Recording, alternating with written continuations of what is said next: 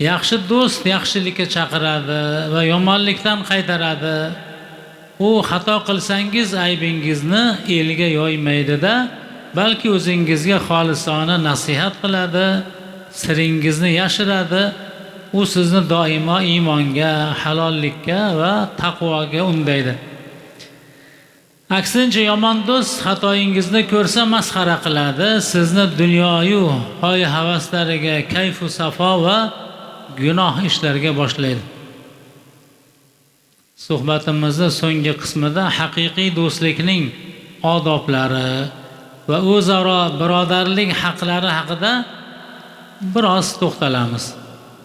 Dinimiz ko'rsatmalariga ko'ra, ikki inson Alloh yo'lida do'st tutungach, ularning o'rtasida o'zaro xos burch va mas'uliyatlar paydo bo'ladi. Chin do'st do'stining boshiga tashvish tushganda qo'lidan kelganicha yordam beradi, kamida shirin so'zi bilan dalda bo'ladi.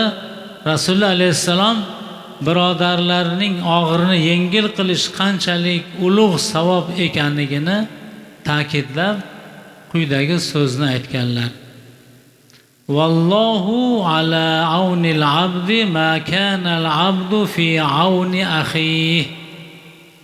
Modomiki banda o'z birodarining yordamida ekan, Alloh ham bu bandaning yordamida bo'ladi. Imom Muslim rivoyat. Do'stlikning yana bir go'zal odobi shuki, do'st o'z birodarining haqqiga duo qilib turishligi lozim.